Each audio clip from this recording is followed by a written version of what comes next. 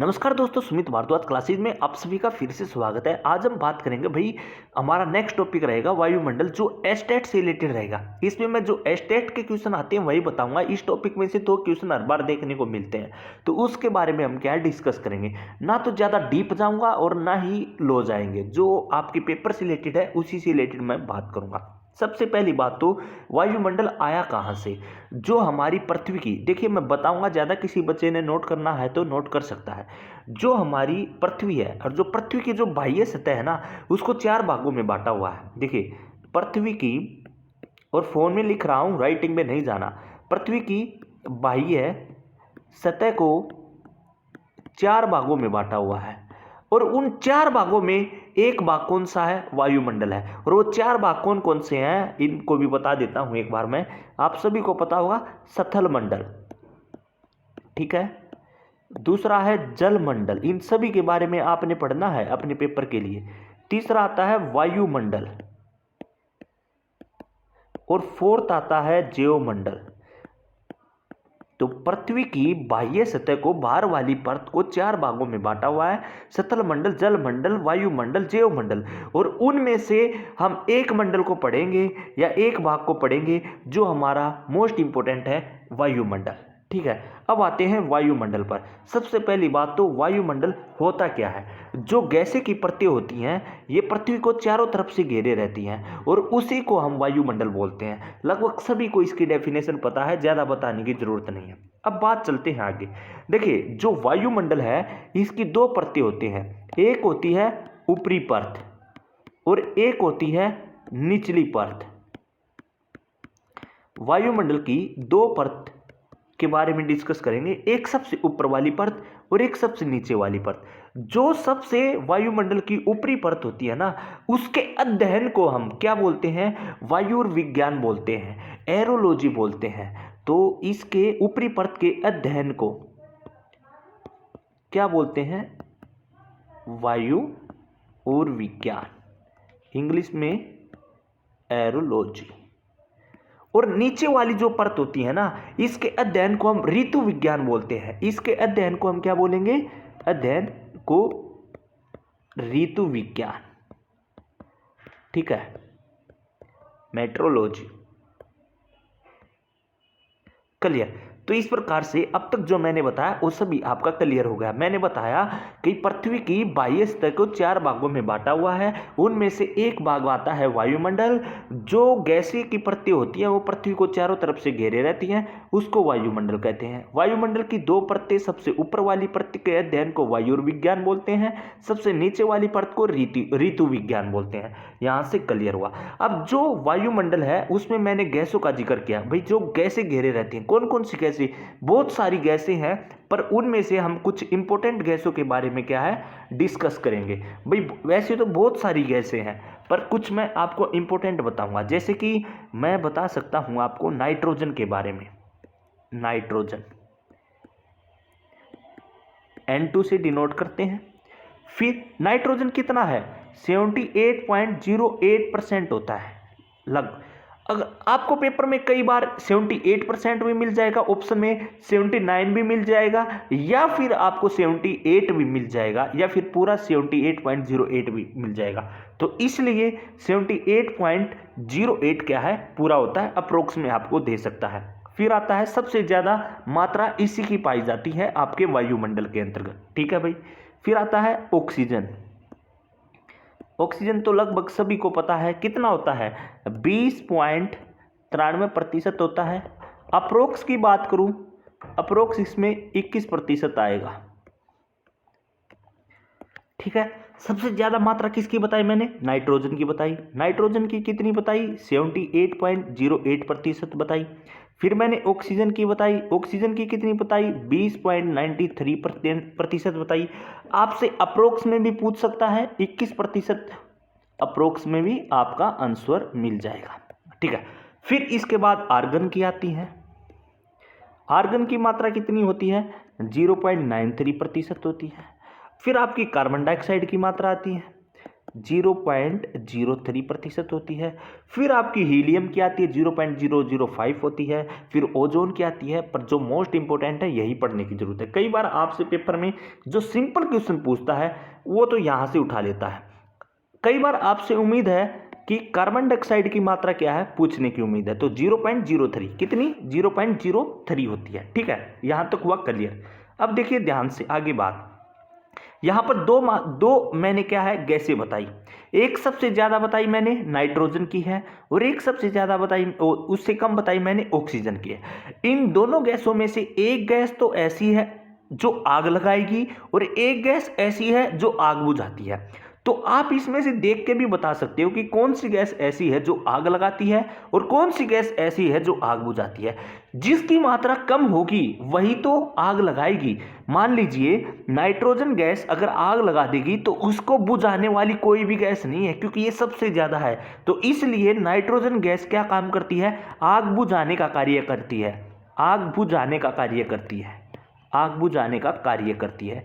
अगर ये आग बुझाने का कार्य करती है तो आग लगाने का कौन कार्य करती है, ऑक्सीजन गैस। ऑक्सीजन गैस क्या करती है, आग लगाने का कार्य करती है।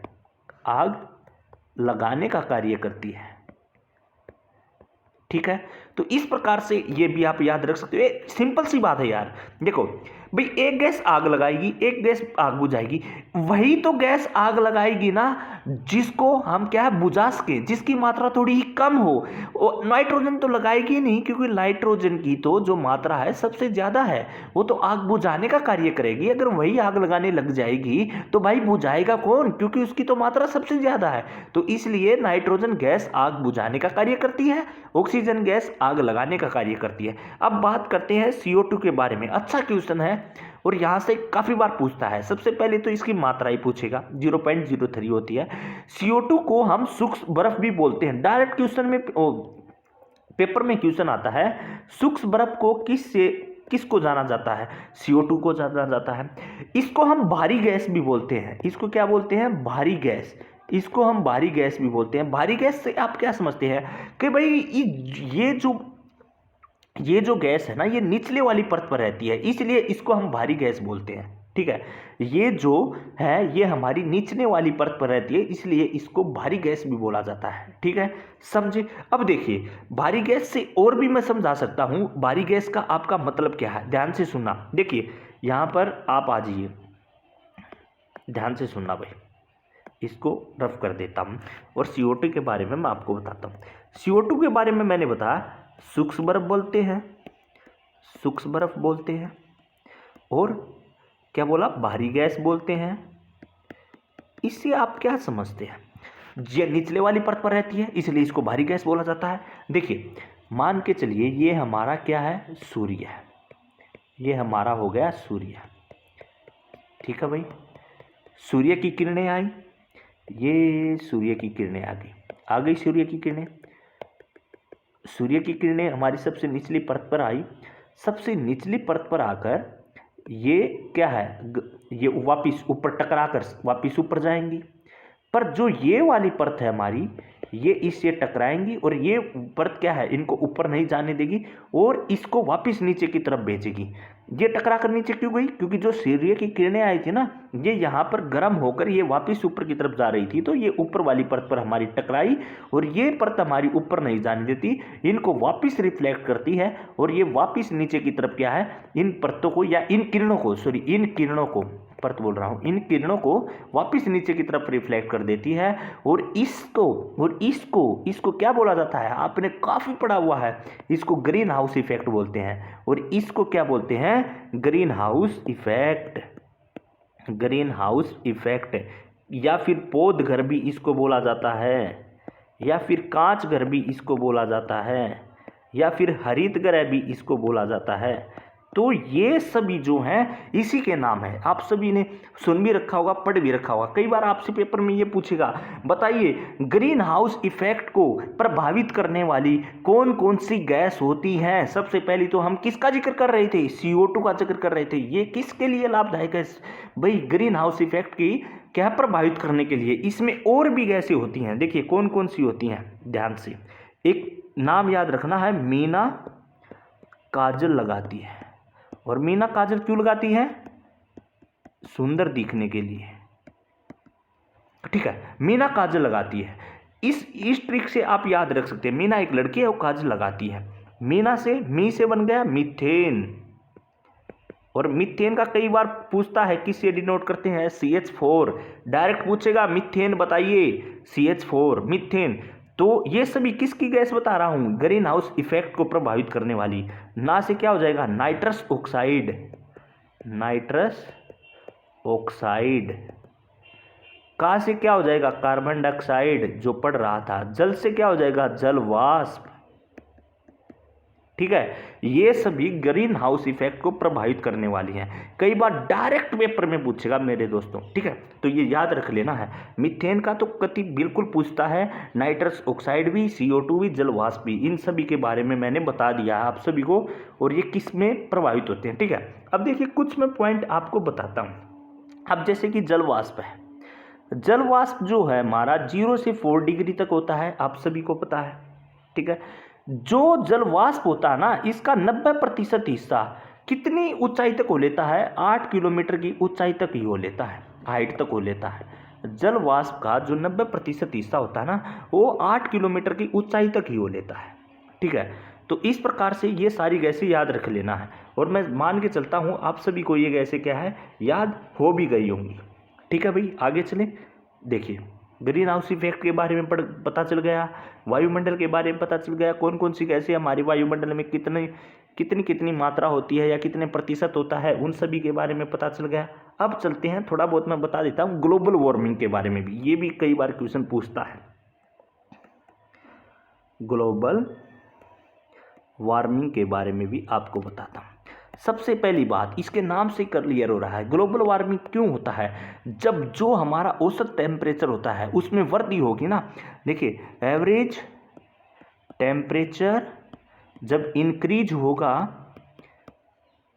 बढ़ेगा, उसको हम क्या है, ये ग्लोबल वार्मिंग का कारण है। ठीक है, औसतन तापमान में वृद्धि होना ग्लोबल वार्मिंग का कारण है। ठीक है, जलवायु का चेंज होना, जलवायु का भी चेंज होना, जलवायु का चेंज होना भाई। या फिर और भी मैं बता सकता हूं, वाटर लेवल का क्या है, बढ़ना, वाटर लेवल का बढ़ना, वाटर लेवल का बढ़ना। ठीक है, अब आपको मैं एक चीज बताता हूं, ध्यान से सुनना। जहां से क्वेश्चन कई बार पूछता है, स्टार लगा देता हूं, जो इंपॉर्टेंट होगा ना उस पर मैं स्टार लगाऊंगा, स्टार। ठीक है, देखिए 5 जून 1972, 5 जून 1972 को स्टॉकहोम सम्मेलन हुआ, और स्टॉकहोम सम्मेलन कहाँ पर हुआ? स्वीडन में हुआ। ये क्यों हुआ? ग्लोबल वार्मिंग को रोकने के लिए हुआ। देखिए 5 जून 1972 को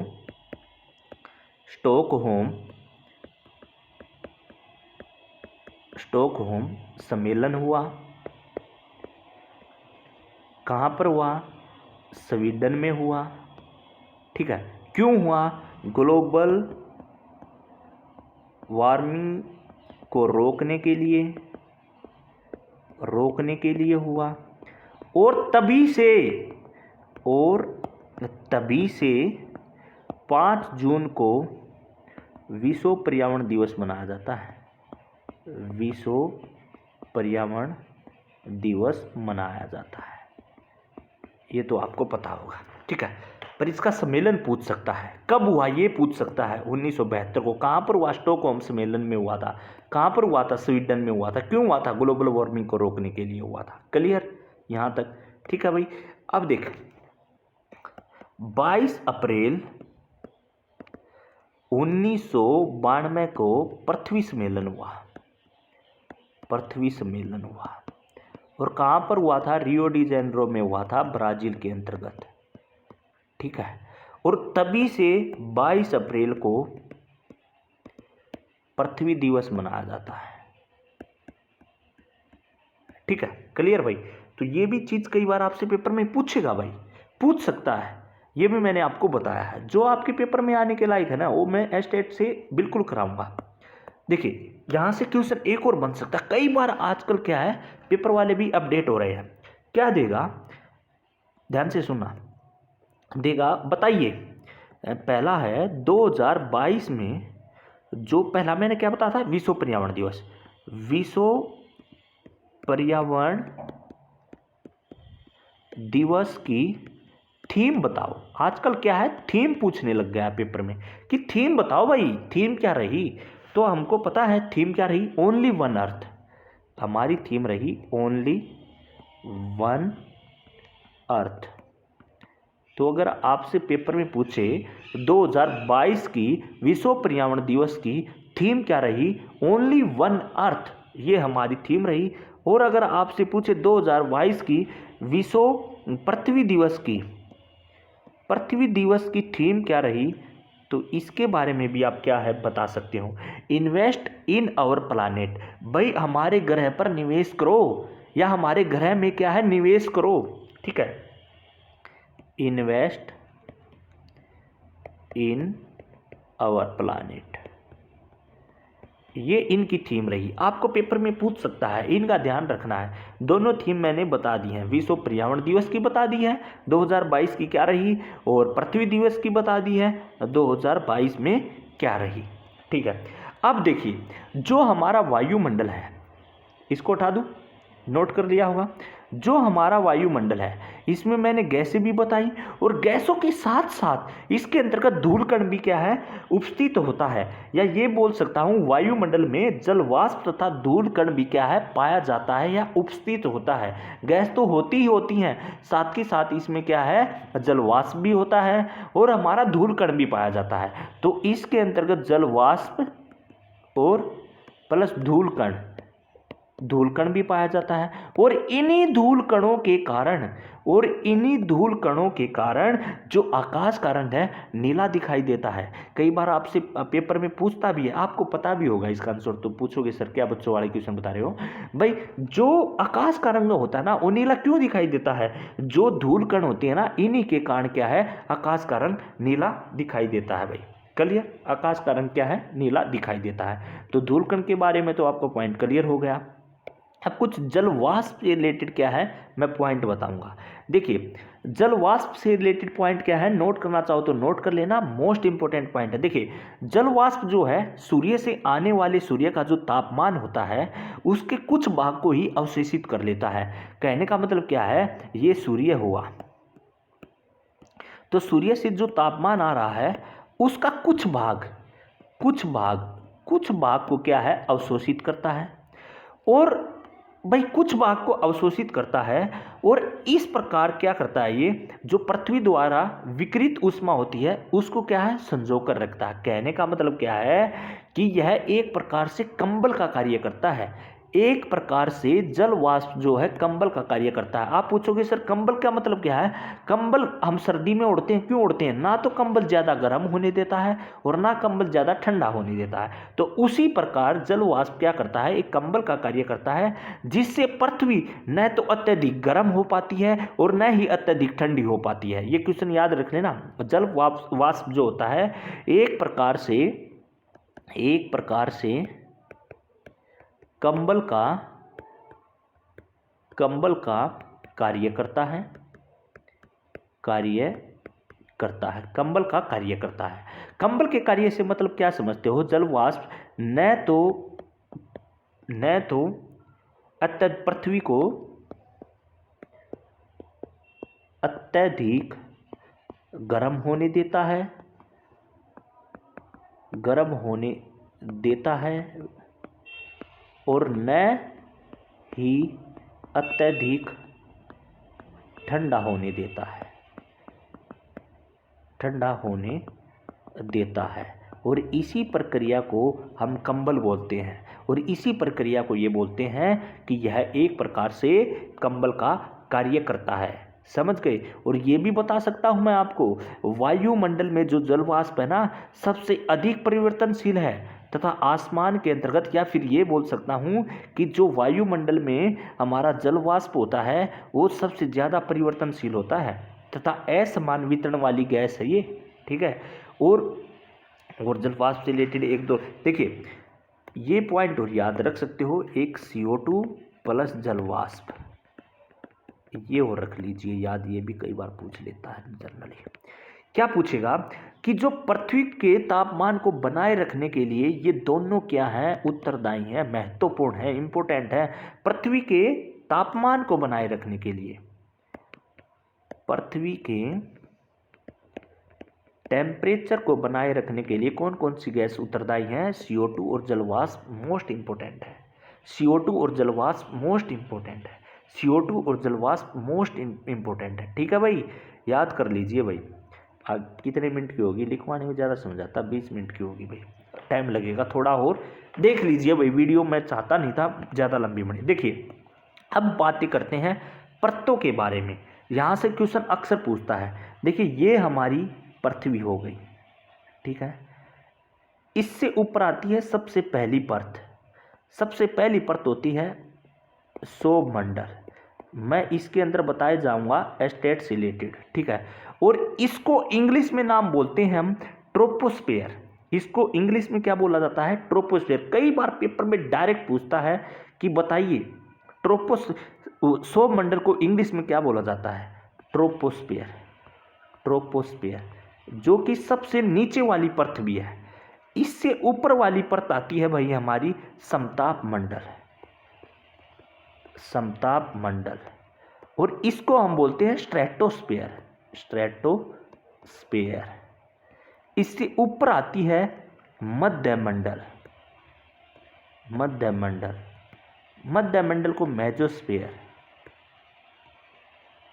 इससे ऊपर आती है आयन मंडल। आयन मंडल, इसको बोलते हैं आयनोस्फेयर। स्फेयर। सबसे ऊपर आती है बाह्य मंडल। बाह्य मंडल, इसको बोलते हैं एक्सोस्फेयर। इनके कई बार इंग्लिश में भी नाम पूछता है। क्लियर? अब ध्यान से सुनना है। मैं कोशिश करता हूं इस डायग्राम के अंतर्गत ही आप सभी को इनके नाम बता दूं, आपकी वीडियो ज़्यादा लंबी ना और आपसे पेपर से रिलेटेड भी हो, भी ज़्यादा ना आपको ये ज़्यादा डिटेल्स में बता दूंगा तब भी दिक्कत है। ठीक है, देखिए सबसे पहली सौरमंडल है। ये कई बार पूछता है सबसे नीचे वाली परत कौन सी होती है? सौरमंडल होती है। पृथ्वी के सबसे पास वाली परत कौन सी होती है? सौरमंडल होती है। पेपर में दोनों क्वेश्चन अलग अलग तरीके से पूछ सकता है। पृथ्वी के सबसे पास वाली परत कौन सी होती है? सौरमंडल है। पृथ्वी के सबसे दूर वाली परत कौन सी है? बाह्य मंडल है। ठीक है, अब की बार जो हरियाणा में सीईटी का पेपर हुआ था ना, उसमें पूछा गया था पृथ्वी के सबसे दूर वाली परत बताओ, बाह्य मंडल, ये पूछ लिया। और सबसे पास वाली परत कौन सी होगी? ट्रोपोस्फेयर होगी। इसको इस प्रकार से भी पूछ सकता है, सबसे नीचे वाली परत कौन सी है? सौरमंडल है।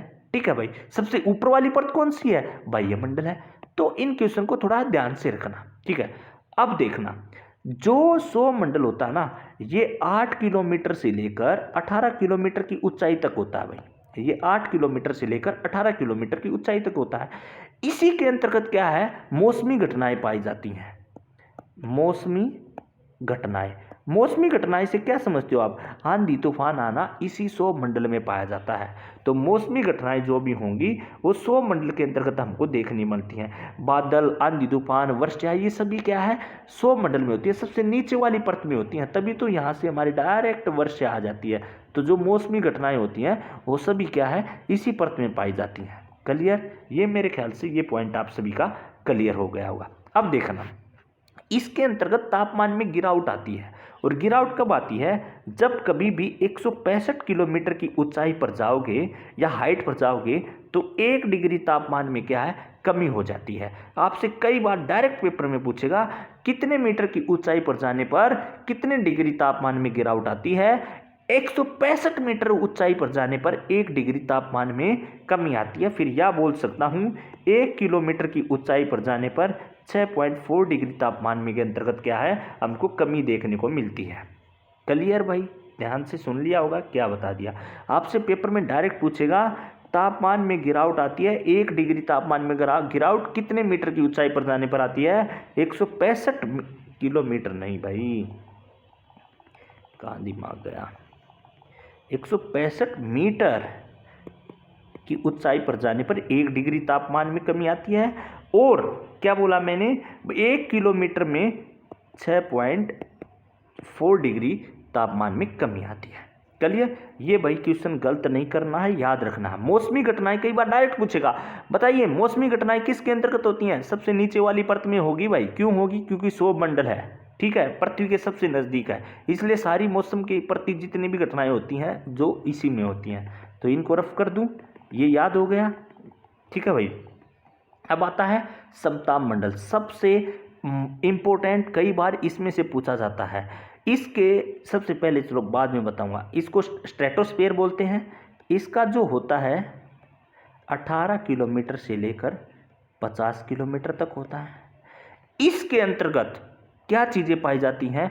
वायुयान संबंधी, जो वायुयान उड़ाए जाते हैं ना, स्ट्रेटोस्फीयर में उड़ाए जाते हैं भाई, वायुयान, ठीक है। तो वायुयान से उड़ाने के लिए कौन से में उड़ाते हैं हम? स्ट्रेटोस्फीयर में उड़ाते हैं, क्योंकि जो मौसम घटनाएं होती हैं इसमें तो उड़ा नहीं सकते ना, क्योंकि वो तो सारी इसी में होती हैं। तो वायुयान संबंधी समताप मंडल में होती हैं। इसके अंतर्गत मोस्ट इंपोर्टेंट बताऊंगा, समताप मंडल के अंतर्गत ओजोन परत पाई जाती है।